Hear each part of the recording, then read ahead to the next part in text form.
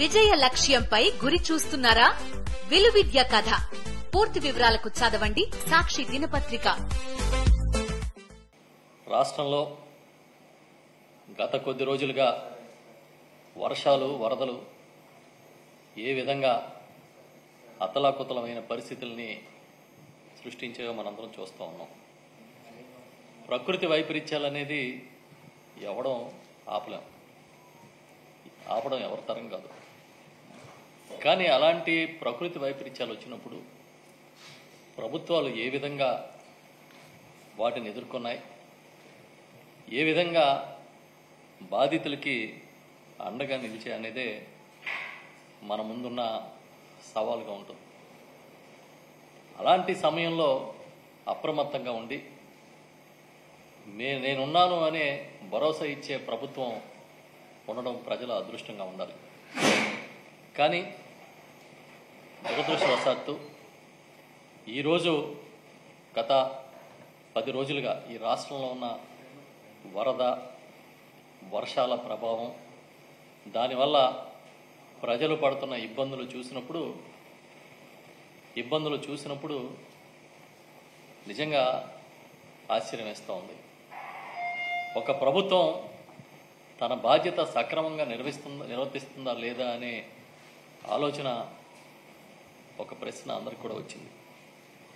ఇవాళ ఇటు విజయవాడ మొదలుకొని సుమారుగా 20 జిల్లాల్లో వర్ష ప్రభావం, వరదల ప్రభావంతో తీవ్రంగా నష్టాలు జరిగాయి అన్నప్పుడు నిజంగా ఇవాళ ఈ ప్రభుత్వం ఏదైతే చంద్రబాబు నాయుడు గారి నాయకత్వంలో నడుస్తున్న కూటమి ప్రభుత్వం ఉందో ఆ ప్రభుత్వం సక్రమంగా మేము వరద పరిస్థితులను ఎదుర్కొన్నాం, బాధితుల్ని ఆదుకున్నామని గుండెల మీద చెయ్యేసుకుని చెప్పగలుగుతుందా అని నేను అడుగుతున్నా. ఒక రకంగా చెప్పాలంటే ఇవాళ విజయవాడ మునిగిపోలేదు, ముంచేశారు. కేవలం ప్రభుత్వ నిర్లక్ష్యం వల్ల, కేవలం ప్రభుత్వం చేతగానితనం వల్ల విజయవాడని ముంచేశారని నేను చెప్తా. లోతట్టు ప్రాంతాలు మునగడం సహజం. ఏదైనా పెద్ద ఎత్తున వరదలు వచ్చినప్పుడు చాలా సందర్భాల్లో చూసాం. గతంలో కూడా ఈ విజయవాడ పరిస్థితులు చూసినప్పుడు బుడమేరు పొంగడం, దానివల్ల ప్రభావిత ప్రాంతాలు ఉండడం, కృష్ణలంకలోకి నీళ్లు రావడం, అన్నీ చూసిన సంఘటనలు ఉన్నాయి. కానీ ఆ రోజుకి ఈ రోజుకి తేడా ఏంటంటే కేవలం ప్రభుత్వం ఒక పద్ధతిగా, దీక్షగా పనిచేయకపోవడం అనేది మనం అర్థం చేసుకోవాలి. 8 రోజుల తర్వాత దాదాపుగా ఇవాళకి వరద బాధితుల కష్టాలు పెరిగినాయే కానీ తగ్గలేదు.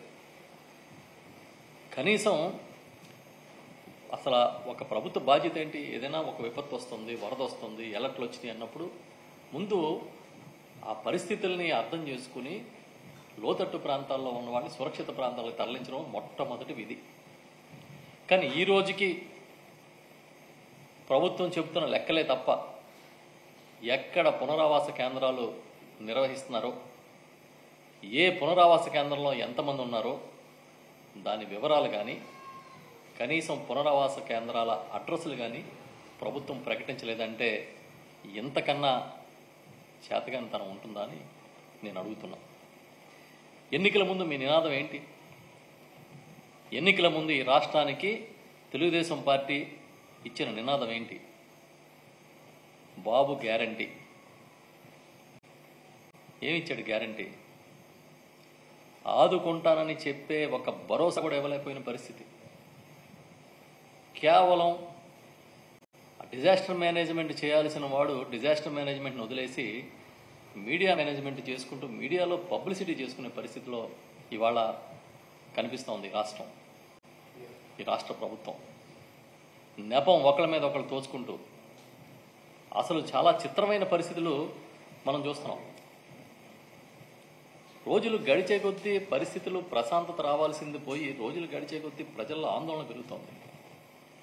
నేను అడుగుతున్నా సూటిగా, 2019-24 మధ్య గౌరవ జగన్మోహన్ రెడ్డి గారి రాష్ట్రానికి ముఖ్యమంత్రిగా ఉండగా ఎక్కడైనా వరదలు వచ్చాయి, గోదావరి వరదలు వచ్చినాయి, ఇతర వరదలు వచ్చినప్పుడు ఎక్కడైనా ప్రాణ నష్టం సంభవించిందా? వరదల వల్ల, వర్షాల వల్ల 45 మంది ప్రాణాలు కోల్పోయిన ఈ సంఘటన ఈ ప్రభుత్వానికి కలిచివేయట్లేదా? ఈ ప్రభుత్వాన్ని కుదిపేయట్లేదా అని అడుగుతున్నాం. ఇంత టెక్నాలజీ పెరిగి మేము చాలా టెక్నాలజీలో అగ్రగణ్యం, ఈ దేశానికే టెక్నాలజీని నేర్పించిన వాళ్ళు అని చెప్పిన వాళ్ళు 45 మంది ప్రాణాలు పోతే మీకేమీ సిగ్గు అనిపించట్లేదా అని అడుగుతున్నాం. ఒక రకంగా చెప్పాలంటే ఇది ఈ ప్రభుత్వ ఫెయిల్యూర్ స్టోరీ. ఈ ప్రభుత్వం ఏర్పడిన తర్వాత ఇది ఒక పెద్ద ఫెయిల్యూర్ స్టోరీ. మీరు వరదలనే చూస్తూ ఉన్నారు, వరద కష్టాలనే చూస్తూ ఉన్నారు, కానీ పరిపాలనలో డొల్లతనం కూడా మనల్ని ఇవాళ ఆశ్చర్యపరుస్తోంది. మొత్తం ఈ క్రమం చూస్తే విజయవాడ ముంపునకు సంబంధించి ఒక deputy executive engineer Madhava Nayak అనే ఆయన, మేము 20 గంటల ముందే అలర్ట్ ఇచ్చాము, వెలగలేరు దగ్గర ఆ ఏదైతే రెగ్యులేటర్ ఉందో దాని గేట్లు ఎత్తుతాం అని మేము అధికారులకి సమాచారం ఇచ్చాం, రెవెన్యూ అధికారులకి సమాచారం ఇచ్చామని ఆయన చెప్తా ఉన్నారు. కలెక్టరు, జిల్లా కలెక్టరు ఆమె ఏం చెప్తా ఉన్నారంటే మేము అలర్ట్గా లేము, మాకే అలర్ట్ లేదు. 15,000 క్యూసెక్కుల కెపాసిటీ కలిగిన బుడమేరులో 40,000 క్యూసెక్కులు వస్తే ఒక్కసారిగా అర్థం కాని పరిస్థితి ఏర్పడింది అన్నట్టుగా ఆమె చెప్పారు. ఇక రెవెన్యూ ప్రిన్సిపల్ సెక్రటరీ సిసోడియా గారు అయితే ఈ ప్రభుత్వ ఆలోచనని చాలా స్పష్టంగా చెప్పడం జరిగింది. ఆయన ఏం చెప్తా ఉన్నారు, మాకు అలర్ట్ వచ్చింది కానీ 2 లక్షల మందిని తరలించడం సాధ్యం కాదు, ఇంతకుముందు అనుభవాల్లో కూడా ప్రజల్ని తరలించాలంటే ఎవరు రారు అంటున్నారు. అసలు మీరు చేసిన ప్రయత్నం ఏది అంటే ఇక్కడే మీకు అర్థమైపోతుంది ప్రభుత్వానికి తెలిసి దీన్ని గాలికి వదిలేశారు అని. 28వ తేదీన అలర్ట్ వచ్చినప్పుడు ముఖ్యమంత్రి గారు వరద ప్రభావం లేదా వర్షాలు, భారీ వర్షాలు రాబోతున్నాయని కానీ ఈ ప్రభావం ఎలా ఉండబోతుందని కానీ ఒక్క రివ్యూ అయినా చేశారా? కనీసం 28న క్యాబినెట్ కూడా జరిగినట్టుంది. ఆ క్యాబినెట్లో ఏ విధంగా దీన్ని ఎదుర్కోవాలనే విషయం మీద కానీ ఇంకా ఇతర దీనికి సంబంధిత అంశాల మీద కానీ చర్చించారా, సమీక్ష చేశారా? నేను ఆ మధ్యన చూశాను, కరెక్ట్గా అదే డేట్స్లో ఏదో ఒక సినీ నటికి సంబంధించిన ఇష్యూలో సీఎంఓ ఆరా తీసిందని పత్రికలో వచ్చింది. మరి సీఎంఓ వరదల గురించి, వర్షాల గురించి ఆరా తీయలేదా? ఏం చర్చించలేదా? ఇది పెద్ద విషయం కాదనుకున్నారా? అంటే దీన్ని బట్టి మీకు ఏమర్థమవుతుందంటే అలర్ట్గా ఉండడం కాదు, లేకపోవడం కాదు, అసలు దీన్ని చాలా తేలిగ్గా తీసుకున్నారు. ఈ ప్రభుత్వం వరదలనే విషయాన్ని చాలా తేలిగ్గా తీసుకుంది. భారీ వర్షాలు, ముంపు అనే విషయాన్ని చాలా సింపుల్గా కొట్టిపారేసినట్టుగా కనిపిస్తూ ఉంది. విజయవాడ నడిబొడ్డులో మొగలరాజపురం దగ్గర కొండ చర్యలు విరిగిపడి 5గురు మరణిస్తే అది సెక్రటేరియట్కి కోతవేటు దూరం, అంటే సుమారు 4 కిలోమీటర్ల లోపు ఉండొచ్చు సంఘటన జరిగింది. ముఖ్యమంత్రి గారి రెసిడెన్సీకి ఒక 3 కిలోమీటర్లు ఉండొచ్చు. కనీసం విజయవాడ లాంటి సిటీలో కొండ చర్యలు విరిగి ఒక 5గురు చనిపోతే ఎలా రెస్పాండ్ అయింది ప్రభుత్వం?